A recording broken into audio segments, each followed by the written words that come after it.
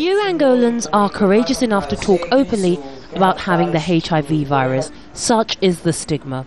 Belmira de Silva Jose is one of them. She's lived with HIV, known as SIDA, for 3 years. I don't know how I contracted the HIV virus.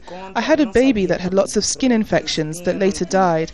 Then I started getting lots of scabs on my skin. I went for an HIV test and they told me I was positive. I completely lost control of my emotions. I wanted to kill myself. I felt so ashamed. But Belmira still supports Pope Benedict's recent statement about condom use not being the answer to solving the HIV problem.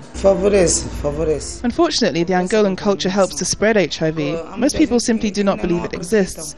Friends of mine who sell condoms say they do not sell, so condoms are not needed.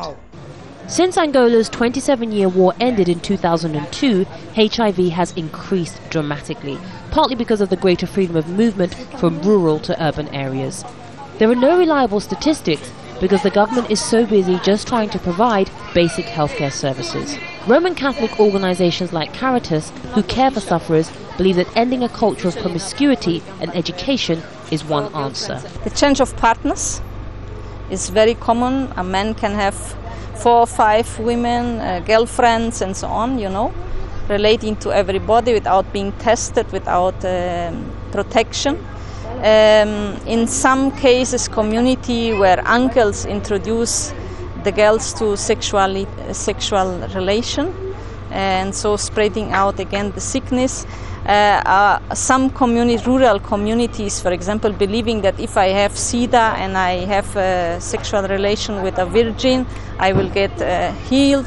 The Angolan government has embarked on a series of AIDS awareness campaigns like this one, which show, for example, that you can't contract HIV/AIDS through sharing a mobile phone with somebody, but that you can contract it through having unprotected sex. But many people are in denial, like Antonio Gabriel. His carers are convinced he's HIV positive. My sickness started in November. My boss sent me home because I was unwell. I went to several hospitals for a HIV test, but have never received any results. But his carers doubt whether he's actually been for testing. There are probably many more Angolans in Antonio's situation. Because so many don't believe in condom use, a greater emphasis on sex education and fidelity appear to be the most practical solutions to solving the HIV problem. Yvonne Ndege, Jazeera, Luanda, Angola.